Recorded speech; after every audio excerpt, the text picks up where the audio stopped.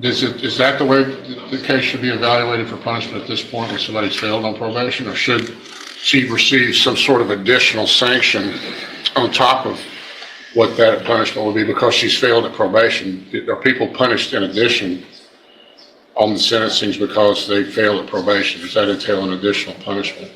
And I would suggest to the court that it shouldn't in her case. She hasn't received any new offenses. She's paid the restitution. So in looking back at what an appropriate sentence would be on the revocation, one should look at the case as it was, and the circumstances as it was when she received the deferred, and the court should ask itself, well, what would be the appropriate punishment if she hadn't taken deferred at that point? And I think in looking at that, the court would hopefully would agree that a 1244, I would say 1244B, where she doesn't have the felony convictions, but certainly a 1244A is appropriate. That actually convicts her of the state jail offenses, but would give her the county jail time of 180 days, 180 days state jail, or 180 days county with the state jail conviction, although I would hope that the court would consider 1244B, where she would just receive the misdemeanor convictions. That would be in line with what the facts of the case were at the time that she received the deferred. Now, obviously, she hasn't done much on probation other than pay the restitution, but should she receive some sort of additional sanction or punishment for failing at probation, separate and apart from the underlying offense? And I would argue to the court that in this circumstance that would be inappropriate, that a 1244 would be the proper way to proceed. Mr. Coleman? Thank you, Your Honor. I'll be brief.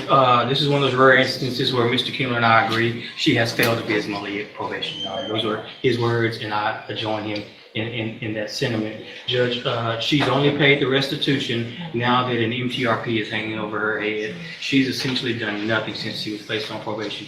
She goes on to probation in June of 2024, and she's not reporting the very next month or two after that. She's done nothing in the way of satisfying the conditions of her probation. Conditions, Judge, that are not recommendations by the court or suggestions by the court. It's your order. You've ordered her to do these things, and she just disregarded the court's order. Even more than that, it is a waste of time, a waste of resources that could have been devoted to another defendant or defendant's judge. And based on that, I'm asking the court to revoke the defendant's probation and sentence her to no less than 12 months in the state jail. And I would just respond, Your Honor, briefly.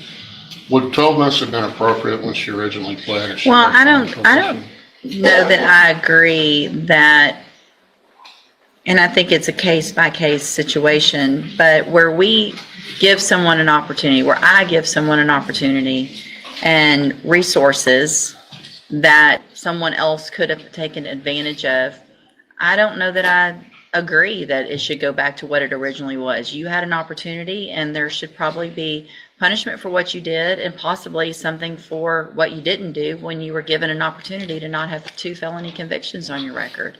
I can tell you now 1244 of either type is out of the question. So here's where I am. Ms. Capel, you've stated, you've agreed that you have a substance abuse issue. They tried to get you some help through JCDI. Your option today, I'm going to give you an option. 2 things. If you want to not have a conviction on your record, a felony conviction, you want to try to be successful and do better and get the tools to do better, then I'm willing to do that. But it's not going to be getting out today. It's going to be inpatient treatment through the ISF program, which is the 90-day program. Then you get out, and then you're on go through JCDI as aftercare, so that you can hopefully live the rest of your life without being here and looking at go to prison.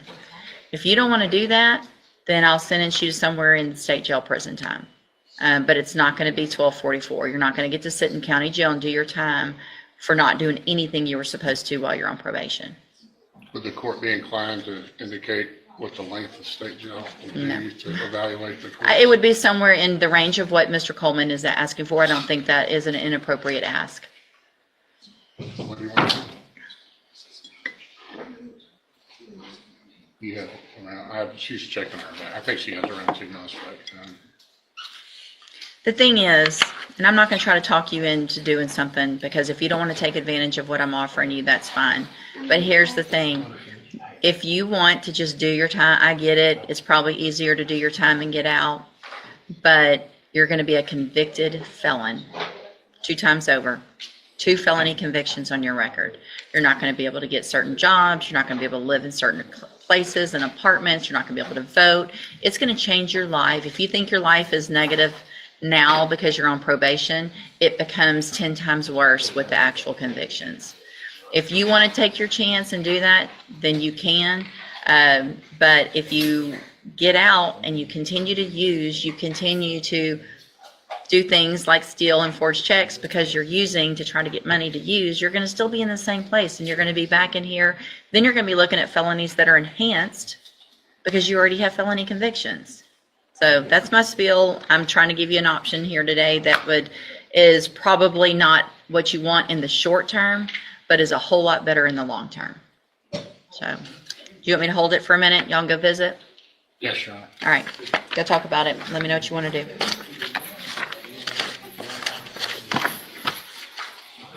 Beg somebody to.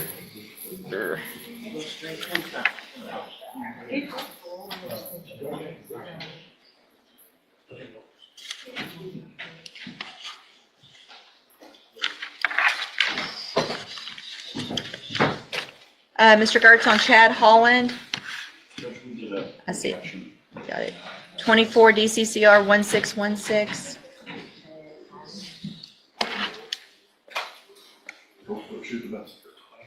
No, I hear you. Please, no messenger shooting today. I don't ever blame you for advocating for your client. Maybe I should charge some extra for the trial. Maybe that was. Run your shop the way you want to run your shop, Mr. Gertz. That wasn't very nice. I guess it was nice. Good morning, sir. You're Chad Michael Holland. And Mr. Holland, in cause number 24, DCCR 1616, you're charged with the 3rd-degree felony offense of fraudulently securing documents by I'm saying the wrong, deception, but it says executed documents. Anyway. And that offense is from December 30th of 2023. Your indictment alleges that you were previously convicted of burglary of a habitation March 15th of 2004, and after that was final, you were convicted of fraudulent use of identifying information October 7th of 2020, and also possession of a controlled substance, a 2nd-degree felony, October 7th of 2020. And what that means, sir, is that if you go to trial and you're found guilty, the range of punishment is a minimum 25 years up to 99 years or life in prison. Do you understand? And I have a plea bargain rejection here that shows that the district...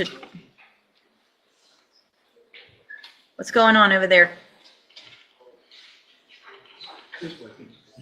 Everybody needs to, if y'all are going to be here, you need to sit up straight in your seats. We can get you a comfy seat up here if you want to come be closer to the action. But if you're going to be here, you don't sleep in court. That's disrespectful, okay? So sit up. Get your hand off your head. Everybody sit up. Eyes open. Pay attention, please. So I have a plea bargain rejection that you've signed with Mr. Gertz that shows that the district attorney's office has made an offer if you wanted to enter a plea of guilty. And that would be plea into counts 1 and 2 only for a 15-year term in the institutional division of the Texas Department of Corrections. Do you understand what your possible consequences are if you go to trial and what your options are? And do you want to reject that offer and have your case set for trial? Yes, sir. I'm sorry to interrupt you. I'd like to point out that that 15-year offer was a one-time day on the offer.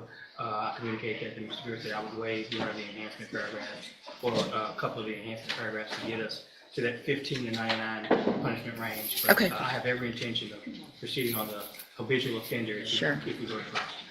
And y'all talked about that. And so, Mr. Holland, I want to make sure you understand that after today, I will not accept this plea agreement. If you change your mind later and want to enter a plea of guilty, it would be to something different than this or to the indictment with the minimum 25, unless there's some new information or evidence that comes to light that either Mr. Gertz or Mr. Coleman don't know about today. Do you understand?